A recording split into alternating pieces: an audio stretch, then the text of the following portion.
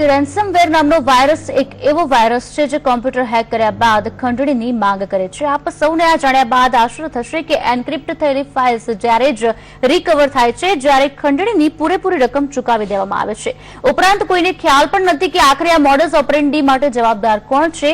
ત્યારે આવો નજર કરીએ રેન્સમવેરની તમામ વિગતો ઉપર।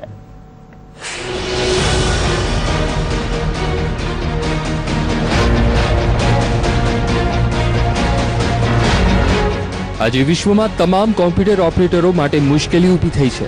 જી હા, આ મુશ્કેલીનું કારણ છે રેન્સમ વાયરસ।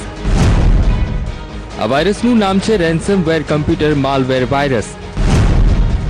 આ એક ખતરનાક પ્રકારનો વાયરસ છે જે સોફ્ટવેરના સ્વરૂપમાં કોમ્પ્યુટરમાં પ્રવેશે છે અને કોમ્પ્યુટરની તમામ ફાઇલ્સ લોક કરી દેશે। લોક કર્યા બાદ જરૂરી ફાઇલ્સની રિકવરી માટે ખંડણીની માંગણી કરે છે।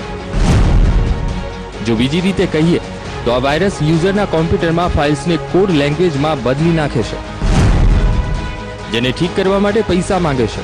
રેન્સમવેર વાયરસને એ રીતે ડિઝાઇન કરવામાં આવ્યો છે કે જ્યાં સુધી કોઈ નિશ્ચિત રકમ ન ચૂકવાય ત્યાં સુધી કોમ્પ્યુટર ઠપ રહે છે। આ વાયરસ ડાઉનલોડિંગના માધ્યમથી ડિવાઇસમાં પ્રવેશે છે। આ કોમ્પ્યુટર સ્ક્રીન પર પોતાને ઇન્ટરનેટ પર સૌથી વધુ ચર્ચિત એપ તરીકે દર્શાવે છે।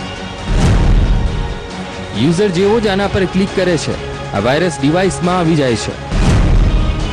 આ ઉપરાંત નકલી ઈમેલ, સ્પેમ, નકલી સોફ્ટવેરના માધ્યમથી પણ આ વાયરસ હુમલો કરે છે। મેલના એટેચમેન્ટ પર ક્લિક કરતા જ આ વાયરસ સિસ્ટમમાં ફાઇલ્સને શોધવાનું શરૂ કરી દે છે। આ વાયરસને તમારા કોમ્પ્યુટરની ફાઇલો જો એક વખત મળી ગઈ તો તે તમારા કોમ્પ્યુટરને લોક કરી નાખે છે। ફાઇલ્સ રિકવરી માટે આ વાયરસ ફીના રૂપમાં બીટકોઇનની માંગ કરે છે। ભારતીય કરન્સી પ્રમાણે એક બીટકોઇનની રકમ 40,568.13 રૂપિયા છે। માંગેલી ખંડણીની રકમ મળતા જ એક ચાવી કાં તો પાસવર્ડ મળે છે, જેનાથી એન્ક્રિપ્ટ થયેલી ફાઇલ્સ રિકવર થઈ જાય છે। આ વાયરસ મોબાઈલ માટે પણ ખતરનાક સાબિત થઈ શકે છે, કારણ કે આ વાયરસ ક્યાંય પણ છુપાયેલો હોઈ શકે છે અને મોબાઈલ કોઈ અન્ય ડિવાઇસને કનેક્ટ કરતા ટ્રાન્સફર પણ થઈ શકે છે। આ વાયરસે વિશ્વભરમાં કોમ્પ્યુટર અને સ્માર્ટફોનનો ઉપયોગ કરનારાઓ માટે ખતરાની ઘંટી વગાડી દીધી છે। બ્યુરો રિપોર્ટ, સંદેશ ન્યૂઝ।